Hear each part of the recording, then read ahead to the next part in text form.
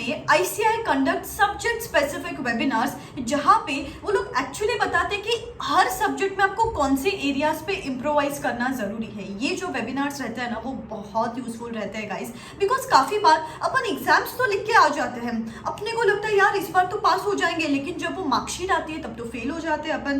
तो what actually goes behind setting ICAI papers, what actually goes behind checking ICAI papers, किस हिसाब से वो आपको मार्क्स देते हैं, इस बार भी कौन से चैप्टर में से किस टाइप का क्वेश्चन आने वाला है, कौन से अमेंडमेंट्स पे फोकस करना है, कौन सी ऐसी छोटी छोटी चीजें हैं जिससे आपके हर सब्जेक्ट में 10 to 15 मार्क्स बढ़ सकते हैं, ये सब चीजें इन वेबिनार्स में कवर होती है। एंड गाइज, ये जो सब्जेक्ट स्पेसिफिक वेबिनार्स होते हैं ना, एक एक सब्जेक्ट के 3-3, 4-4 घंटे के लॉन्ग वेबिनार्स होते हैं। एंड आपके पास तो इतना टाइम नहीं है अभी, तो I as your elder sister sat down and noted down the entire summary for you of all the subjects. अभी आई एम प्रीटी श्योर बहुत सारे स्टूडेंट्स के दिमाग में ये चल रहा होगा कि मैम कहाँ ये सब चीजें लेकर बैठ गए हो, हमने तो अभी तक पढ़ाई ही शुरू नहीं की है, ये सब चीजें तो दूर की बात है, एग्जाम्स को 30 डेज बचे हैं, रोज प्लान करते हैं, बट डे एंड होते होते टारगेट अचीव ही नहीं हो पाता है, बिकॉज एक सब्जेक्ट उठाते हैं दूसरे सब्जेक्ट का टेंशन आता है, दूसरा सब्जेक्ट उठाते हैं तीसरे सब्जेक्ट का टेंशन आता है, थियोरी लेकर बैठते हैं रिटेन नहीं हो पाता, मैम प्रैक्टिकल लेकर बैठते हैं प्रैक्टिस नहीं हो पाती है,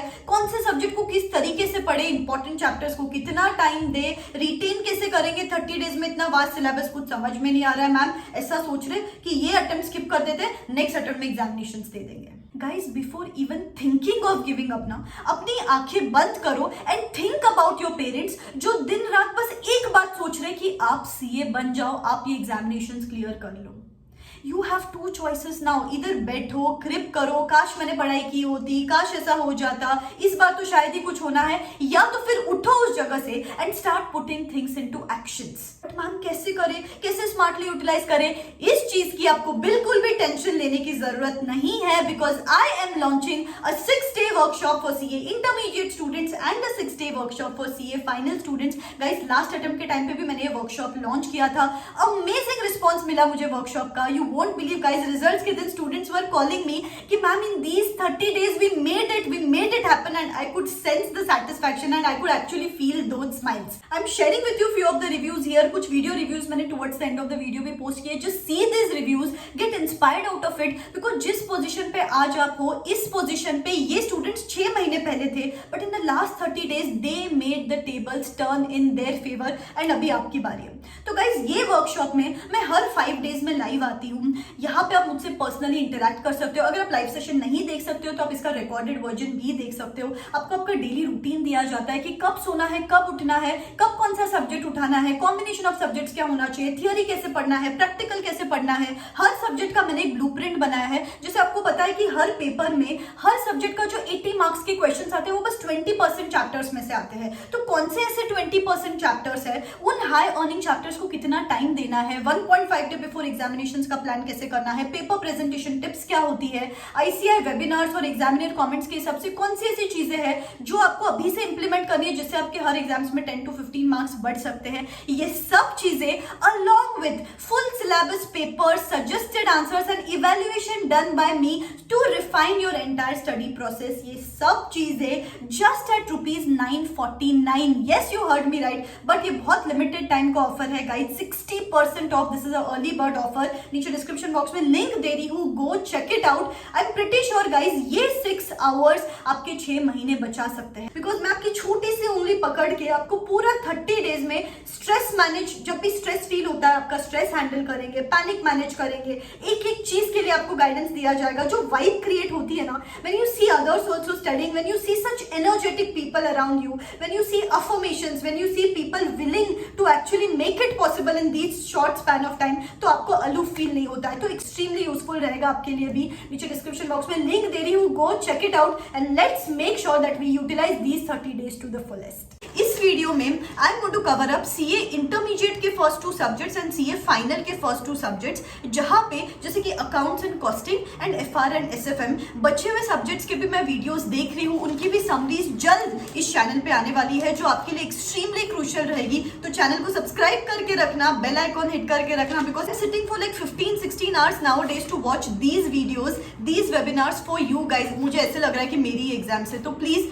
थोड़ा सा रिवॉर्ड मुझे भी दे दो, चैनल को सब्सक्राइब करके करके, बेल आइकॉन हिट करके। तो अभी बिगिन करते हैं, ठीक है? ध्यान से सुनना, these are actually easy bonus marks. So अपन बिगिन करते हैं। सबसे पहले मैं सीए फाइनल के पेपर से बिगिन करूंगी, एफआर और एसएफएम। टाइम स्टैम्प दे दूंगी मैं यहाँ पे, और उसके बाद अकाउंट्स और लॉ के तरफ में आऊंगी। तो सबसे पहले एफआर में उन्होंने क्लियरली बोला कि फॉर्मेट्स मिसिंग है। It's a very basic thing. एक फाउंडेशन के बच्चे को भी पता है कि फॉर्मेट ड्रॉ करना है, एंड स्टिल फाइनल लेवल पे आके बच्चे फॉर्मेट्स ड्रॉ नहीं कर रहे, as if it's a rough working note वाला थिंग।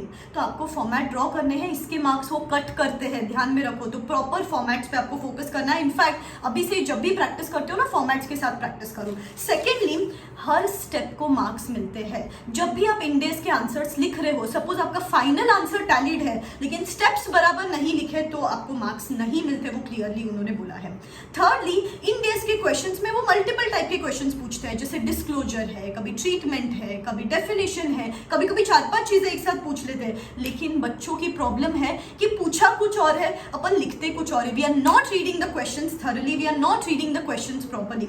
तो उसके लिए ना उन्होंने एक सिंपल टेक्निक बताई है कि आप जैसे कि पहले रिक्वायरमेंट पढ़ लो कि डिस्क्लोजर पूछा है, ट्रीटमेंट पूछा है, कैलकुलेशन पूछा है, पूछा क्या है आखिर। सो उस हिसाब से फिर आप मेन क्वेश्चन पढ़ो। That is going to help you, that is going to save your time. और आप कंफ्यूजन नहीं करोगे कि डिस्क्लोजर पूछा है, आप कैलकुलेशन करके आए हो, या फिर डेफिनेशन पूछा है, कुछ ट्रीटमेंट करके आए हो, ये कंफ्यूजन नहीं होगा। तो पहले रिक्वायरमेंट पार्ट पढ़ लो, फिर आप क्वेश्चंस की तरफ आना। फिर उन्होंने बोला बहुत सिली मिस्टेक्स करते हैं बच्चे। 1042 लिखा है इस पेज पे, कैरी फॉरवर्ड करते टाइम 1024 कर लिया, या कैलकुलेशन से कॉपी पेस्ट एरर्स कर ली है। तो be very precise again with the practice part here, and be completely focused while writing the paper. उन्होंने बोला nextly, do not write para numbers if you are not sure of it. Wrong para numbers लिखते हो इंडेज के साथ तो फिर आपके marks cut होते हैं। नेक्स्टली उन्होंने बोला सबसे इंपॉर्टेंट चीज, avoid selective studies when it comes to any paper for that matter, because यहाँ पे अगर आप सिलेक्टिव स्टडी करते हो, जैसे उन्होंने बोला एक रिसेंट 1-2 अटेम्प्ट पहले हमने इंडेज 110 में से क्वेश्चन पूछ लिया था, बच्चे 110 इग्नोर करते, ये इंडेज तो क्या इसमें से कभी कुछ आता नहीं है। सो दैट्स वाई कभी भी सिलेक्टिव स्टडी मत करो। They are asking from anywhere any corner, and ये फर्स्ट पेपर है, ये पेपर तो अच्छा जाना ही चाहिए अपना। तो प्लीज सिलेक्टिव स्टडी अपन बिल्कुल भी नहीं करने वाले हैं यहाँ पे, ठीक है? So this is how we are going to study for FR. ये छोटी चीजें हैं, नोट डाउन करके रखो। कभी कभी छोटी छोटी चीजों की वजह से अपने मार्क्स बढ़ जाते हैं एग्जामिनेशन में। नेक्स्टली उन्होंने बोला एसएफएम में हम 80% प्रैक्टिकल पूछ रहे हैं लेकिन 20% थियोरी क्वेश्चंस पूछते हैं। बच्चों को क्या लगता है एसएफएम है मतलब यहाँ पे तो सिर्फ प्रैक्टिकल क्वेश्चंस आएंगे। No guys, 20 marks 15 to 20 marks का थियोरी आ रहा है। कभी कभी प्रैक्टिकल डिफिकल्ट आ जाता है, theory saves you at that point in time. तो प्लीज थियोरी को इग्नोर मत करो। उन्होंने थियोरी के चैप्टर्स भी बताए हैं यहाँ पे, जैसे कि risk management, startup financing, securitization and financial policy. इन पे तो एटलीस्ट थियोरी आती ही आती है। चैप्टर वाइज भी थियोरी करो, और ये थियोरी स्पेसिफिक चैप्टर्स भी आपको करने ही करने हैं। नेक्स्टली उन्होंने बोला assumptions, working notes, these form the part of answer.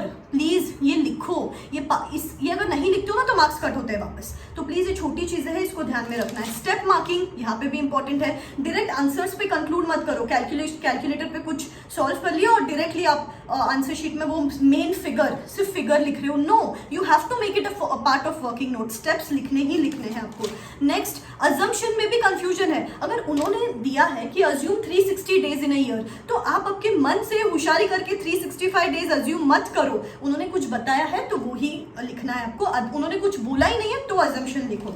And be careful of the terms like specially SFM में क्वार्टरली, मंथली, ईयरली। ये अच्छे से पढ़ो, अच्छे से दिमाग में ना क्वेश्चन पढ़ते टाइम ये टर्म्स का आपको ध्यान से पढ़ना है, अदरवाइज फिर सिली मिस्टेक्स हो जाते हैं। एंड उन्होंने बोला एसएफएम का तो पेपर उन्होंने एक्चुअली क्वेश्चन के रेफरेंस के साथ बताया कि ये पेपर था नवंबर 22 का या फिर मई 23 का।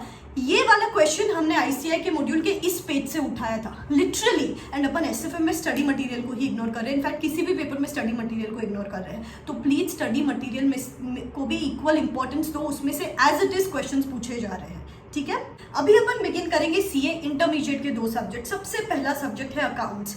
इसमें उन्होंने बोला कि formats drawing is very very necessary. You know, ये इतना इंपॉर्टेंट चीज है and we are clearly missing out on these things. See, मैं ये नहीं बोल रही हूँ कि आप प्रॉपर पेंसिल और स्केल के साथ सब कुछ करो। अरे पेन से भी फॉर्मेट्स ड्रॉ करो, बट करो, इसके वजह से मार्क्स डिडक्ट होते हैं। तो प्रॉपर आपको फॉर्मेट्स ड्रॉ करने हैं। Secondly they said take care of the amendments, you know हर अटेम्प्ट में कुछ ना कुछ अमेंडमेंट्स होते रहते हैं। जैसे कि फॉर एग्जाम्पल पहले current मैच्योरिटीज of long term debt current liabilities में क्लब होता था, now it is clubbed under short term borrowings. जैसे कि पहले non corporate entities small medium large में ही डिवाइडेड होती थी, अभी एक और एंटिटी ऐड हो चुकी है उसमें, दैट इज माइक्रो एंटिटी। ये छोटे छोटे अमेंडमेंट्स जो होते हैं इन पे आपको ध्यान रखना। अपने को क्या लगता है अमेंडमेंट सिर्फ टैक्स में होते हैं, अकाउंट्स में भी जो भी अमेंडमेंट्स है उस पर ध्यान दो और उस पर क्वेश्चंस एज इट इज पूछे जाते हैं एग्जामिनेशंस में, practice those questions properly.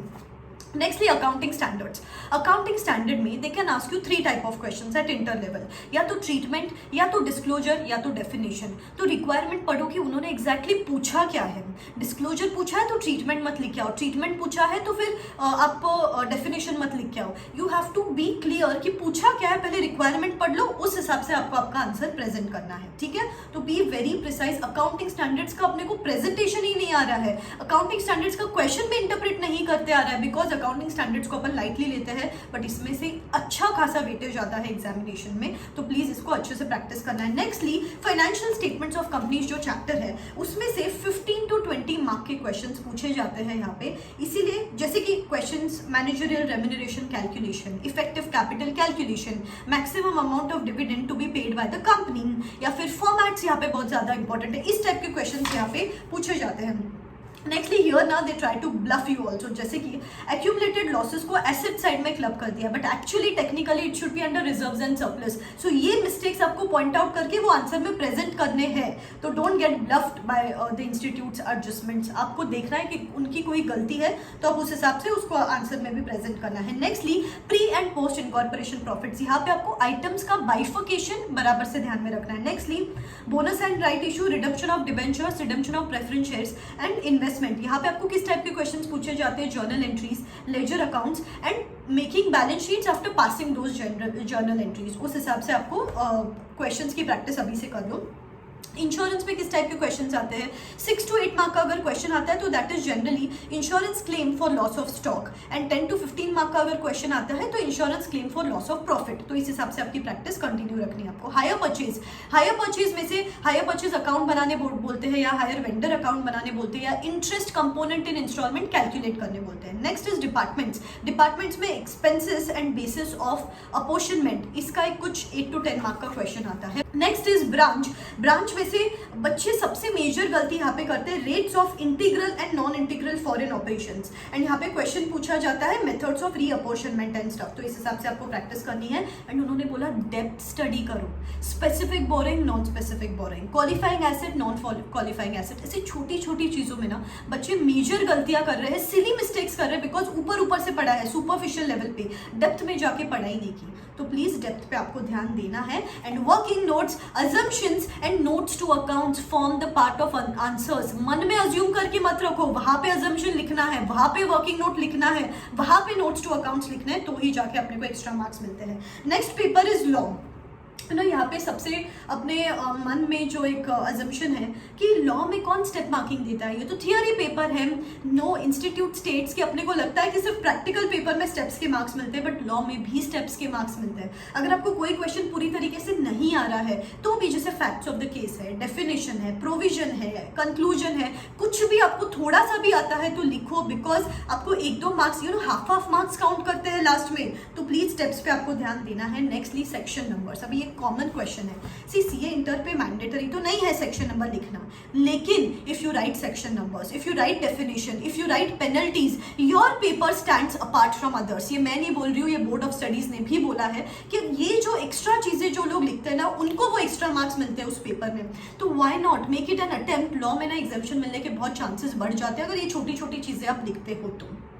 Nextly B precise with your answers. अपने को ना बीकॉम का आंसर लिखते लिखते ये आदत हो गई है कि बस पेजेस को फिल करो। नो, बी प्रिसाइज, जितना पूछा गया है उतना ही लिखो, अननेसेसरीली बड़ा चढ़ा के कुछ नहीं लिखना है, अदरवाइज मार्क्स कट होते हैं उस केस में। So be precise with your answers. Nextly generic answers मत लिखो। द मेजर प्रॉब्लम जिस वजह से अपने को लॉ जैसे सब्जेक्ट में मार्क्स नहीं मिलते इज कि अपन जेनेरिक आंसर्स लिख रहे हैं। No use of technical words, legal language, key words. See I am not expecting you कि आप सेम लैंग्वेज लिखो इंस्टीट्यूट जैसी, बट सिमिलर लैंग्वेज लिखने की कोशिश करनी है, नहीं तो अपने को नहीं मार्क्स मिलते हैं। नेक्स्ट सबसे फनी मिस्टेक मिस्टेक अपन व्हाट्सएप लैंग्वेज यूज करते हैं, ROC लिख दिया है। अरे नहीं यार, आपको व्हाट्सएप किसी के साथ चैट नहीं कर रहे हो, we are writing professional examinations, you have to write registrar of companies. Shortcuts मत अपनाओ यहाँ पे। एंड लास्ट थिंग इज कि अपन पढ़ाई फ्लोचार्ट फॉर्मेट में करते हैं तो अपने को लगता है आंसर भी फ्लोचार्ट फॉर्मेट में लिख सकते हैं। नो, आपको प्रॉपर बुलेट पॉइंट्स में आंसर लिखना है, फ्लोचार्ट्स में आंसर्स नहीं लिखने का। छोटी छोटी बातें हैं प्रेजेंटेशन रिलेटेड, जिस वजह से आपके एक्चुअली हर क्वेश्चन में आपको एक्स्ट्रा हाफ मार्क्स मिल सकता है, जिस वजह से आपको वो एक्स्ट्रा कभी कभी 35 पे आके अटक जाते हैं, कभी कभी 55 पे आके अटक जाते हैं, इस वजह से हो जाता है वो। ऑल्सो उन्होंने बोला कि यहाँ पे ना आपको हर क्वेश्चन सॉल्व करना है, हर क्वेश्चन कंपलसरी 100 मार्क्स का पेपर सॉल्व करो, बिकॉज लॉ जैसा सब्जेक्ट है, इसमें से 4 में से आपको मैक्सिमम 3 मार्क्स मिलेंगे। तो इसीलिए आपको you have to make sure कि 100 मार्क का पेपर लिखोगे तब जाके वो 60+ मार्क्स यहाँ पे मिलने वाले हैं। ठीक है, तो छोटी चीजें हैं बट इससे आपके एक्चुअली मार्क्स बढ़ सकते हैं। And next 2 papers, taxation and costing, and final के 2 पेपर्स ऑडिट एंड लॉ, इनकी भी समरीज में जल्द ही चैनल पे पोस्ट करने वाली हूँ। सब्सक्राइब करके रखना, बेल आइकॉन हिट करके रखना। ये एक चीज जो मैंने बोली है इसको नोट डाउन करके आपके प्रिपरेशन में जब भी प्रिपेयर करते हो तब ये टू डू लिस्ट सामने रखो एंड मेक श्योर करो ये गलतियां रिपीट नहीं करोगे। एग्जाम के एक दिन पहले भी खुद को रिमाइंडर्स दो कि ये गलतियां नहीं करेंगे अपन। ठीक है, सो यस, बस पढ़ते रहेंगे and believe in your self. This is me signing out, wish you all the best. Tata.